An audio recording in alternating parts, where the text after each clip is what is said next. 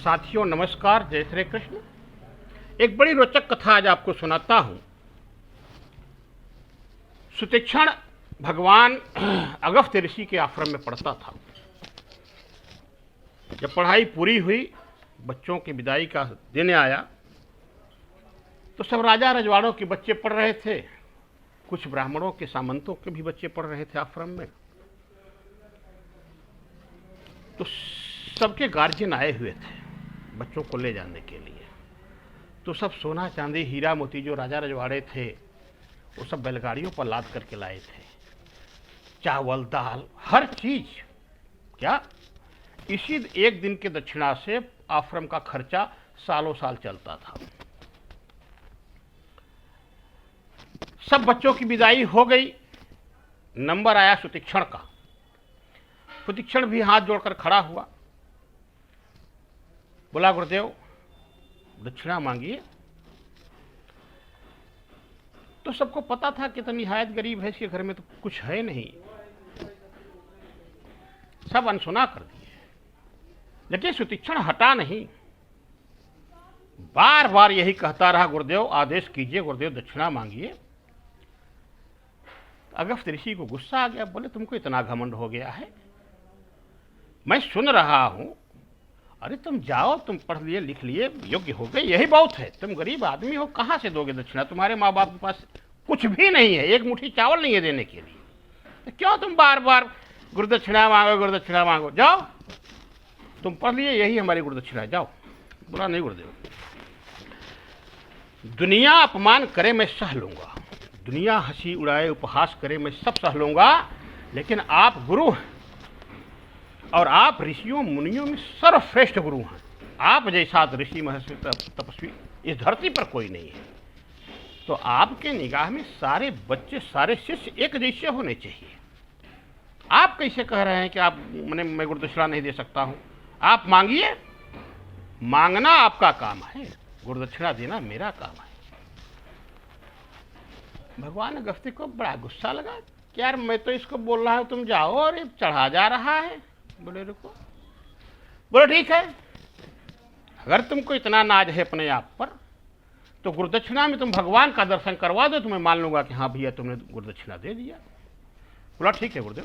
वो चरणों पर गिर पड़ा और बोला आशीर्वाद दीजिए कि मैं आपकी गुरुदक्षिणा आपको चुका सकूं। अगस्त्य ऋषि ने आशीर्वाद दिया और चला गया। बहुत बड़ी तपस्या किया, बहुत सालों तक जंगल में तपस्या करता रहा, वो घर नहीं गया। भगवान राम का जन्म हुआ, उन्हें वनवास हुआ। भगवान राम माता सीता भाई लक्ष्मण के साथ सुतीक्षण के आश्रम पर बहुत दिनों तक थे। सोचिए, पहले उसके सौभाग्य की बात देखिए। जिस भगवान का दर्शन करने के लिए गुरु अगस्त्य जी तरफ रहे थे युगों युगों से, वही भगवान और वही माता लक्ष्मी सुतीक्षण के आश्रम पर बहुत महीनों तक रहे और वहीं रह करके तमाम ऋषियों मुनियों से मतलब जाकर के शिक्षा लिए, सबसे मिले, सबसे आशीर्वाद लिए। वाल्मीकि रामायण पढ़िए, आपको कथा मिलेगी, बड़ी रोचक कथा है। पृष्ठ संख्या 490 से लेकर 500 तक 10 पेज में यह कथा वर्णित है। लेकिन जो मैं बता रहा हूँ थोड़ा सा हटके है, कई पुराण पढ़ा हूं तो मैं आपको सार बता रहा हूं।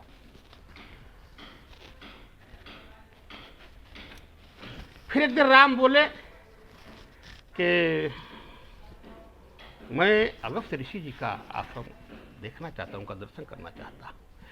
तब बड़ा खुश हुआ सुतीक्षण, बोले भगवान इसीलिए तो मैं तपस्वी बना हूं, वरना मैं तो गृहस्थ आश्रम का व्यक्ति हूं।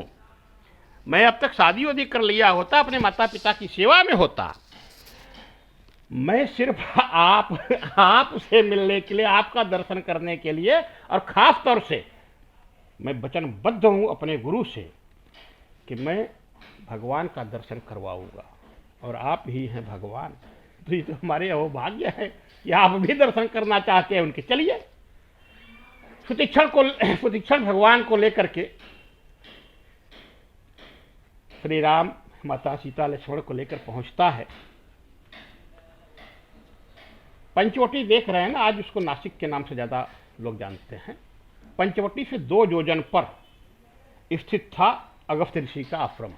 वो लेकर पहुंचा और जो आश्रम के मुख्य द्वार पर था उसको बोला कि जाकर गुरुदेव से कहो कि प्रतीक्षण आया है दक्षिणा लेकर। वो जाकर चिल्लाया, गुरुजी वो आया है, वो आया है, वो आया है। कहीं कौन आया है? बोले सू सू सू। कहे क्या सुसू रे? और तब तक उनका दिमाग भनका, ओ प्रतीक्षण। गुरुदेव ने कहा प्रतीक्षण आया है क्या? बोले हाँ गुरुदेव। अरे बोले नालायक, इतना देर लगा दिया बताने में। भगवान अगस्त्य उसमें हवन कर रहे थे, हवन छोड़कर भागे। आकर देखते हैं द्वार पर तो सुतीक्षण मुस्कुराते हुए खड़ा है, और देखते हैं तो कुछ दूर पर भगवान श्री राम, माता सीता और लक्ष्मण खड़े हैं। वो गले लगा लेते हैं सुतीक्षण को और कहते हैं कि दुनिया में बहुत शिष्य हैं, बहुत गुरु हैं, लेकिन तुम्हारे जैसा शिष्य न कभी किसी को मिला है, न आज किसी के पास है, और न भविष्य में किसी को मिलेगा। गुरु भगवान का दर्शन करवाता है, तुम पहले शिष्य हो जो अपने गुरु को भगवान का दर्शन करवा रहे हो। मैं धन्य हूं तुम्हारे जैसे शिष्य को पाकर के। आज मेरा जीवन कृतकृत्य हो गया तुम्हारे जैसे शिष्य को पाकर। तुम पहले शिष्य हो इस सृष्टि में, तुम पहले शिष्य हो जो अपने गुरु को भगवान का दर्शन करवाए हो। ऐसा शिष्य आज तक इस धरती पर पैदा ही नहीं हुआ है। साथियों, जब अपने से योग्य व्यक्ति मिल जाए, चाहे वो बिजनेस पार्टनर हो, शिष्य हो, जो भी मानता हो, डाउनलाइन हो, तो अपलाइन की यह जिम्मेदारी होती है कि वो खुलकर उसके पक्ष में खड़ा हो जाए और मुक्त कंठ से उसकी प्रशंसा करे, वरना दुनिया उसके ऊपर थूकती है। बात को बहुत गहराई से समझिएगा। वीडियो बड़ा हो रहा है इसलिए खत्म कर रहा हूं। मैं फिर से कह रहा हूं कि आप अपने डाउनलाइन की प्रशंसा खुले कंठ से कीजिएगा। धन्यवाद दोस्तों।